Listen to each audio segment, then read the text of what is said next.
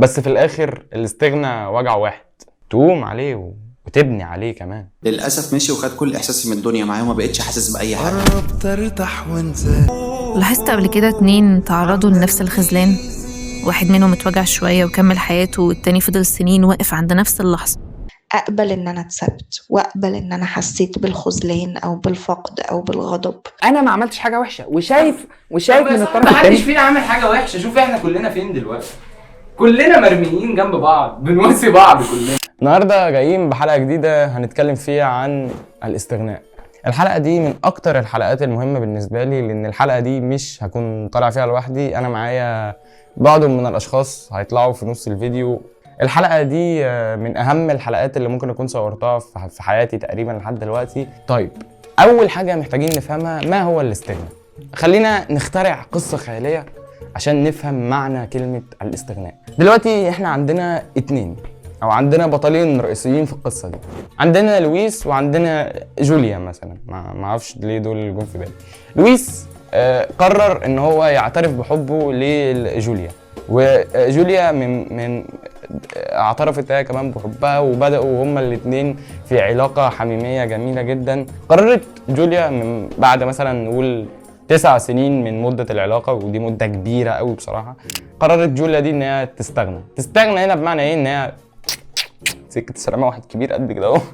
الاستغناء هنا يا صديقي العزيز، او مصطلح الاستغناء هنا بيتقال لو عندنا مثلا علاقه متكونه من طرفين، ودي اي علاقه طبيعيه بتتكون من طرفين بس، بتتكون من طرفين بس، مفيش طرف ثالث، بتتكون من طرفين بس، مفيش طرف ثالث.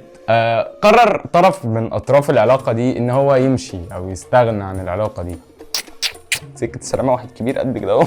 فبالتالي الطرف الثاني بيبدا ان هو عايز يفهم الطرف اللي قصاده ده استغنى ليه او مشي ليه. اصعب حاجه في الاستغناء مش انك تمشي، الاصعب انك تكون الحاجه اللي اترمت، انك تصحى تلاقي نفسك بره حياه ناس. فكره انك تكون الطرف اللي تم استغناء عنه دي بتبقى حاجه كبيره قوي قوي عندنا في علم النفس. طيب، الفلاسفه شافوا الوجع ده ازاي؟ عندك مثلا جان بول سارتر، الراجل اللي قال ان الجحيم هم الاخرون، بس الجحيم الحقيقي بيحصل لما الشخص اللي استغنى عنك قرر يشيئك، يعني يحولك لشيء. يعني سارتر بيقولك انك طول ما انت في علاقة انت عايش في نظرة اللي قدامك.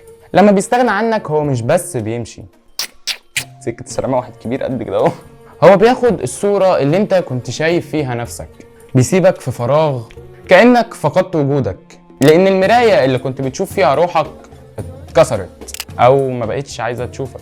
المراية اللي انت كنت شايف بيها نفسك وشايف بيها روحك وشايف بيها نظرة الناس والمجتمع اتكسرت في دماغك، صح؟ فتخيل احساس الطرف اللي تم الاستغناء عنه هيكون ايه؟ سكة سلامة واحد كبير قد كده اهو. عندك واحد شبه شوبنهاور شوبنهاور ايه شوبنهاور دي يا اسطى؟ عندك واحد شبه شوبنهاور لو رحت له مثلا في عصره وقلت له ان تم الاستغناء عنك، هيقول لك ما انا قلت لك من الاول. شوبنهاور شايف ان احنا شبه الانفض، بنقرب عشان ندفي بعض، فبالتالي بنجرح بعض. لما حد بيستغنى عنك هو في الحقيقه بيفصل شوكه عن شوكك، الوجع اللي انت حاسس بيه هو تمن قربك. شوبنهاور بيقول لك ان الاستغناء هو الحقيقه المره اللي انت كنت بتهرب منها، واننا دايما في الاخر بنبقى لوحدنا، وان القرب كان مجرد وهم وتعب اعصاب، فاحمد ربنا انك رجعت لوحدك في سلام. لكن عندك نيتشه بيقول لك ان الاستغناء هو خدمه وجميله للطرف الثاني عمرك ما هتنساها له. لما حد معلش لما مؤاخذه بيرميك بره حياته، هو بيديك فرصه عشان تبقى انسان اعلى. بيقول لك ان الوجع ده هو اللي بيكسر النسخه الضعيفه منك عشان تبدا تطلع النسخه الاقوى. نيتشه وجهه نظره انك لازم تحب قدرك حتى لو قدرك ده فيه خذلان مثلا. نيتشه بيشبه الاستغناء بالولاده القيصريه للشخصيه القويه اللي بتبدا تظهر عليك من بعد ما بيتم الاستغناء عنك. ونيتشه كمان في كتاباته واضحه بيقول لك طبطب عليك كده واديك كفين، يقول لك قوم يا اسطى بطل عياط، قوم ابني نفسك، يلا يا اللي اتبعت، يلا سكه سلامه واحد كبير قد كده اهو. بيقول لك ان الشخص اللي بيستغنى عنك وبيمشي ده هو بيفضي لك المكان للنسخه الجديده اللي بتبقى احسن منك تبتدي تظهر عليك. عندك سارتر شافك هويه ضعيفه، وشوبنهاور شافك انفض مجروح، ونيتشه شاف ان الاستغناء ده مشروع بطل، بس في الاخر الاستغناء وجع واحد. الفرق بس انت ناوي تعمل ايه بالوجع ده. هل ناوي بالوجع ده انك تبني نفسك بجد ويبقى في نسخة منك اقوى من النسخة اللي كانت ظاهرة مثلا في علاقة تم تدميرك فيها مثلا، ولا الوجع ده هيخليك تدمن كحوليات او مخدرات، الوجع ده هيخليك تدمن اباحية مثلا، الوجع ده انت اللي قادر تستخدمه، الوجع ده انت اللي قادر تخليه يهدك ويدمرك، والوجع ده انت اللي قادر بيه تبني نفسك. اغلبية الفلاسفة بيتكلموا في رأي واحد بس، وهو ان الوجع ده هو بداية بنائك لنفسك. اغلبية حياتنا ضغوطات ومشاكل واستغنى وكسر ووجع، حاجات كتير قوي قوي، لانك مش عايش في الجنة اصلا، انت مش عايش في نعيم. تفضل طول حياتك مع الشخص اللي انت بتحبه وتاكلوا نبات وبنات وتخلفوا صبيان وبنات. الحياة مش كده، خلينا نعترف ان بجد الحياة مش كده. الحياة عمرها ما هتبقى حلوة طول الوقت. عشت لك شهر شهرين 3 سنة يا عم حلوين، بكرة يجي لك البتاع اللي قد كده يفوقك، بكرة يجي لك الاستغنى او الوجع اللي بجد اللي يفوقك. بس الفكرة هنا، هل انت فعلا هتفوق ولا هتتدمر اكتر؟ الفكرة هنا في النسخة اللي هتبتدي تظهر عليك ما بعد العلاقة. هل النسخة اللي هتظهر عليك هو انك عايز ترد اللي حصل لك في اي حد تاني، ونبدأ بقى في دايرة الريباوند، ان انا اروح ادي لحد نفس الخبور اللي انا خدته، فالحد ده يدي لحد تاني خبور انا، فبنبدأ في الدايرة دي لحد ما كلنا بنلبس خوابير في الاخر. الحياة مش كده. المفروض الوجع اللي انت بتحس بيه ده يحولك لانسان احسن. انزل الجيم، اشرب سجاير. عندك ده كان رأي الفلاسفة، عندك رأي عبد الله، يعني انك محتاج تفوق لنفسك، والعلاقة اللي انت كنت حاططها او الشخص او الطرف التاني اللي انت كنت حاطه فوقيك كرقم 1 وانت كنت رقم 2، او الله اعلم هو كان رقم 1 بس بالنسبة لك ومفيش حاجة بعديه. محتاج تفوق لنفسك. الحاجة اللي انت كنت بتعملها عشان الشخص ده اعملها لنفسك. ايا كان، مثلا انت كنت بتسعى انك تشتغل مثلا، او يا ابن معلم، ايا كان مثلا انت كنت بتسعى عشان تشتغل او عشان تنجح، عشان الشخص ده يكون ليك او كده، فانت لازم تنجح اصلا عشان تبقى بني ادم. لازم تشوف ان الاستغنى والكسر اللي حصل لك ده تقوم عليه وتبني عليه كمان. لازم تحطه تحت رجلك، تحطوش فوق راسك، لان لو حطيته فوق راسك هينزلك، بس لو حطيته تحت رجلك هيرفعك. وير مينت، هيرفعك يعني هيعليك. تمام؟ طيب احنا اتكلمنا من وجهة نظر الفلاسفة، اتكلمنا من وجهة نظري. طيب دلوقتي هسيبكم مع فيديوهات الناس اللي بيتكلموا عن نفس الموضوع اللي انا بتكلم فيه بشكل مختلف شوية، عشان تدرك ما هو الاستغنى وتدرك المفروض تعمله. هتلاقي اسامي الاكونتات موجودة عندك على الشاشة، تقدر تروح انك تتفرج عليهم على التيك توك. وخلص وارجع لي بقى. للاسف مشي وخد كل احساسي من الدنيا معايا وما بقتش حاسس باي حاجه. قربت ارتاح وانسى. عشان كده بعض الناس لما حد بيمشي من حياتهم مش بيحسوا ان هم خسروا علاقه بس، بيحسوا ان هم خسروا جزء من شخصيه، روتينهم النفسي، قدرتهم على الاحساس، وحتى علاقتهم بالحياه نفسها. كان عندي صاحب مثلا اتعلق بحد بشكل مرعب لدرجه ان الشخص ده ما بقاش مجرد حبيب او حد قريب، بقى جزء منه. ولما اتفرقوا كان كل شويه يشوفه في ناس، في الشارع، في المترو، في ملامح ناس غريبه، في ضحكه حد معدي، في طريقه مشي بنت من بعيد. ولما بيجي له لحظه ادراك لما بتطلع مش هي، احساس بيقتله، اللي هو انا ازاي بقيت هنا. والاغرب ان جسمه نفسه كان بيتفاعل قبل عقله، قلبه يدق بسرعه زياده قوي، نفسه يضيق، وتركيزه يختفي بالكامل. الناس ممكن تفتكر ان دي دراما، لكن علم الاعصاب فعلا شرح ده، ان الانسان لما بيتعلق بشكل عميق المخ بيربط وجود الشخص ده بمنظومه كامله للمشاعر الكيميائيه اللي جوه دماغه. الدوبامين واخواته كده بيعملوا شويه حاجات، بس ده مش موضوعنا ان الشخص ده بيبقى جزء من جهازك العصبي. لما يختفي فجاه المخ ما بيعرفش يستوعب بسهوله خالص، فيبدا يعمل حاجه غريبه قوي، يدور عليه في كل مكان، كأن العقل رافض فكره ان هو انتهى خلاص. عشان كده بعد الفقد في ناس كتير بتقعد تقول كنت حاسس ان هو يطلع من اي شارع، او ان كل الناس بقت شبه. وده لان الانسان اوقات مش بيبقى فاقد شخص بس، هو فاقد الاحساس اللي كان بيحسه وهو معاه. ودي نقطه مهمه قوي، احنا مش بنتعلق بالبني ادم نفسه على قد ما بنتعلق بالنسخه اللي كنا فيها واحنا معاه. فلما الشخص يمشي اللي بيروح معاه مش ذكريات بس، بيروح معاه الامان والمعنى، الاحساس بالحياه والنسخه دي منه. عشان كده بعد الفراق في ناس بتدخل في حاله اسمها ايموشنال نامبنج، التخدير العاطفي. العقل لما الالم بيبقى اكبر من قدرته يقرر يقفل الاحساس كله، لا فرح ولا حزن ولا شغف، كانه بيحاول ينقذك من الانهيار. وده يمكن اكتر شيء مرعب في التعلق المرضي، ان الانسان يكتشف ان جزء كامل من احساسه بالحياه كان حاسس باحساس حد تاني، خد احساسه ومشي معاه. قلبي وخوف لاحظت قبل كده 2 تعرضوا لنفس الخذلان، واحد منهم اتوجع شوية وكمل حياته، والتاني فضل سنين واقف عند نفس اللحظة، مع ان اللي حصل للاتنين كان شبه بعض تقريبا. الاتنين حصل عندهم رفض، حصل فقد ووجع. فايه اللي بيخلي الخذلان يدمر شخص وشخص تاني لأ؟ هل الموضوع قوة شخصية ولا في عوامل تانية؟ الحقيقة ان الخذلان تجربة معقدة جدا، فيها تقبل للواقع وفيها وقت، فيها حداد على المستقبل اللي كنا متخيلين. ويمكن أكبر ضرر بيعمله الخذلان مش إنه بيخلينا نفقد شخص، ده بيخلينا نشك في نفسنا. وفجأة بدل ما نسأل ليه الشخص ده عمل كده، نبدأ نسأل كان ناقصني إيه؟ طب لو كنت أحسن شوية كان اختارني؟ لما شخص بيتعرض للخذلان ممكن يفسر اللي حصل بطريقتين مختلفتين. الطريقة الأولى، الشخص ده اختار يمشي إذن أنا ما كنتش كفاية. طب الطريقة التانية، الشخص ده اختار يمشي وده مؤلم جدا، لكن مش بالضرورة معناه إن قيمتي قلت أو إن قيمتي اتغيرت. والفرق بين التفسيرين مش في حجم الألم، الاتنين بيتوجعوا، لكن الفرق في الحاجة اللي بيصدقوها عن نفسهم بعد الخذلان.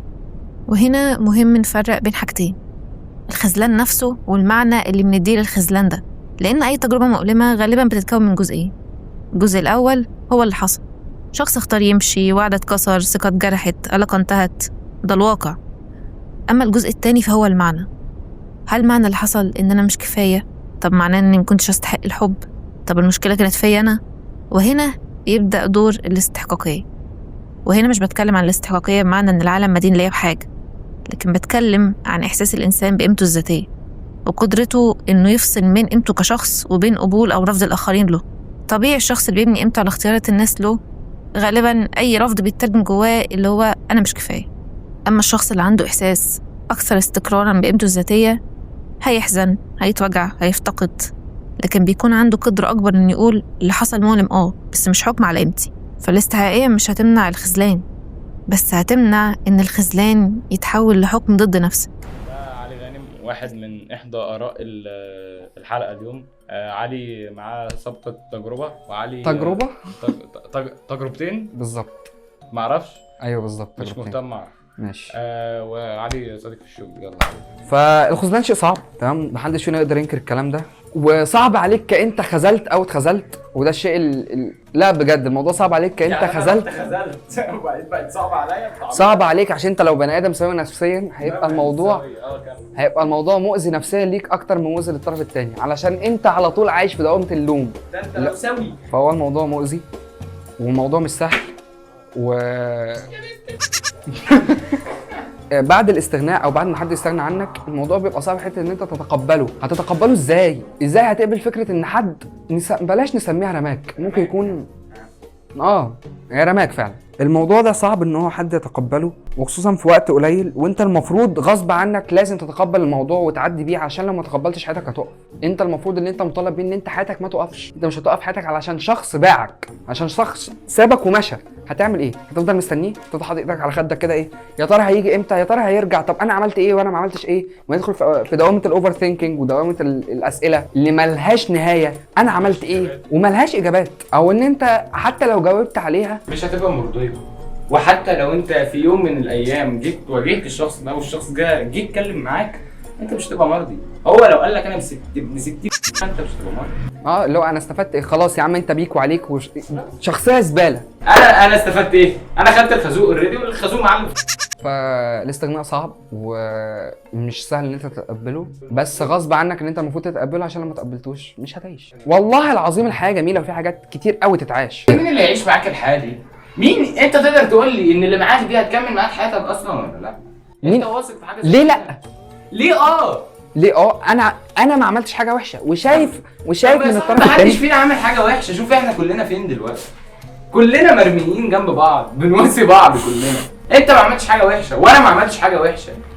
انا الفرق بس اللي بيني وبينك ان انا سبقك. فكرت اقسم بالله ما هنجيب الاجابه. اصل هو يا اسطى الاجابه بتاعت حاجه زي كده منطقيه جدا، ان الشخص ده ابني 60 لا انا بالنسبه لي خلاص يا عم، انت شفت ان انا مش مناسب، وشفت ان انا ما عرفتش تحبني، والحب مش بالعافيه يا رجاله، الحب مش بالعافيه. حد ما عرفش يحبك حاول وما عرفش، حتى لو حبك في يوم من الايام ممكن تكون مشاعره ماتت. ماشي، بس انت مش قد كلامك ما تقولوش يا صاحبي. هو ممكن يكون فعلا كان في وقتها حاسس بالكلام ده. خلاص يبقى شوف حد ما يقولش الكلام ده. هو في وقتها كان حاسس بيه. ماشي، هو في وقتها حس بيه وجه عشمني بيه. بعد ما جه عشمني بيه يا عم خورينا. مساء الخير، احنا مش قاصدين اي حد اقسم بالله.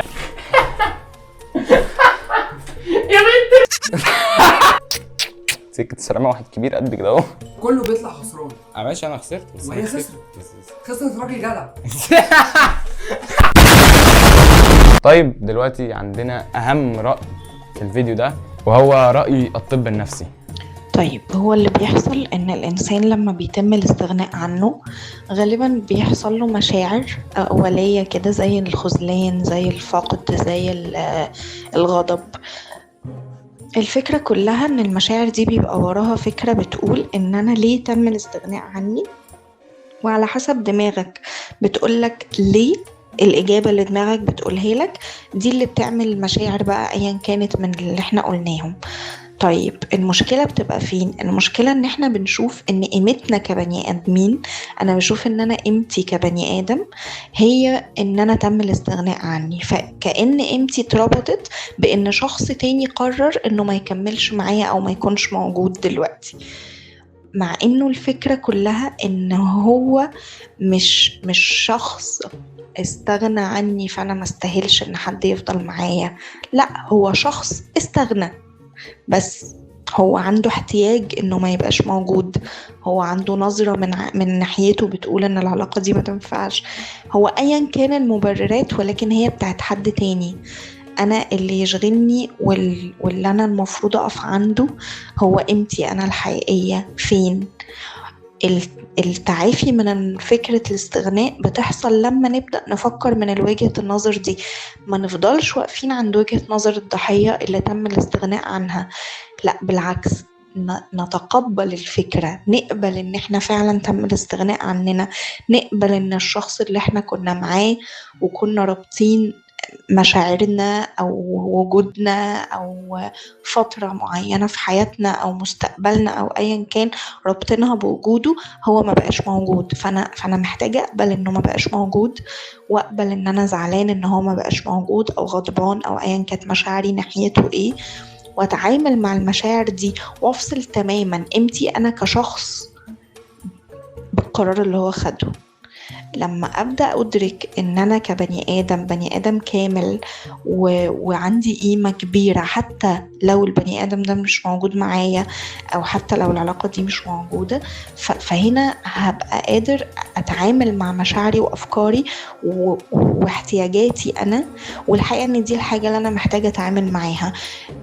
أحيانا بنفتكر إن إحنا محتاجين نتخانق ومحتاجين نبقى بقى شكلنا مختلف عشان نندمه، محتاجين نروح نقول انت ليه عملت كده، محتاجين انه بيبقى عندنا يعني عقلنا بيصور لنا اننا محتاجين ناخد حقنا بشكل ما، مع ان الطريقة الحقيقية اللي انا محتاجة اركز عشان اخد حقي بيها هي اني اتعافى. التعافي بيحصل امتى؟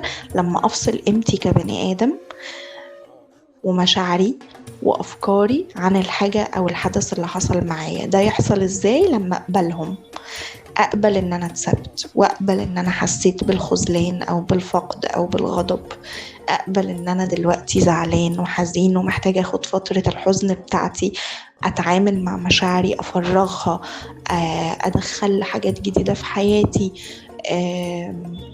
اقبل يعني مش ههرب، مش هدخل حاجات جديدة في حياتي عشان اهرب من احساسي، لا انا بتعامل مع مشاعري، بقبلني وبقبل حياتي وهي حتى ناقصها الحاجة الكبيرة اللي انا كنت بحبها دي، وبقول لنفسي كل يوم انه انا شخص كامل وقيمتي كاملة حتى لو البني ادم ده مش معايا، فبفصل قيمتي كبني ادم عن ان الشخص ده قرر يبقى معايا ولا لا. فبالتالي المفروض اني هخرج من كل ده بايه في الاخر؟ انه انا كده كده موجود وكده كده مهم وكده كده مبسوط، ايا كان بقى مين قرر انه يفضل معايا ومين قرر انه يمشي، دي بتاعته هو قرر بناء عن تجربته واحتياجه وحواره، يعني مشكلته. انا مشكلتي ان انا اتعامل مع ده لانه طبعا حاجة كبيرة جدا، فاللي انا محتاجة اعمله ان انا اتعامل مع ان انا اتثبت عادي، حاجة حصلت في الحياة، مشكلة زي كل المشاكل اللي بتحصل معانا، ومسؤوليتي تجاه نفسي ان انا اعديها. لما بنكبر شوية ونبدأ نتعلم ايه المشاكل اللي اهلنا عملوها فينا، بيكون في كده فكرة مراهقة شوية في دماغنا باننا لازم نروح نتخانق مع اهالينا، انتوا عملتوا فينا كده وتسببتوا.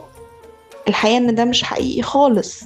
احنا بنعمل وعي علشان خاطر نقدر نخلي نفسنا احسن. المسؤولية دي علينا لاننا كبرنا دلوقتي، فانا عليا مسؤولية ان انا اتعافى. مفيش اي حد بقى المفروض اكون مستنيه يقول لي انا اسف، ايا كان بقى باختلاف الامثله. يعني هو مش الفكره خالص ان انا اروح لحد اتخانق معاه فيقول لي اسف ان انا عملت كده. مش هتخلص على فكره، يعني حتى لو رحنا واتخانقنا واعتذروا هي مش تخلص عند اسف. انا محتاج ان انا اللي اشيل مسؤوليه ان انا اتعافى. واعمل ده ازاي؟ بان انا اقبل ان انا محتاج اتعافى، لان الحاجه دي كانت حاجه قويه في حياتي، سابت عندي مشاعر صعبة وأنا محتاجة أتعامل مع المشاعر دي. أتعامل معاها بقى بالطريقة المناسبة ليا، وفي طرق كتير جدا ممكن نتعامل بيها مع ده. طيب دي نهاية الفيديو. شكرا لأي حد وافق إن هو يظهر في الفيديو ده. كل الفيديوهات أو أي حاجة تخص الناس اللي ظهرت في الفيديو ده هتلاقي لينكاتهم تحت في الديسكريبشن، تقدر إنك تبص عليهم. وفي النهاية يا صديقي الإنسان، اسعى وحاول وإنك تبقى ماشي صح في حياتك، وإن المشاكل والوجع اللي أنت بتحس بيه تتخطاه. وحاسس ان كلامي دلوقتي ملوش لازمه باللي انت سمعته، بس خلي بالك من نفسك، واراك الخميس القادم باذن الله. السلام عليكم ورحمه الله وبركاته.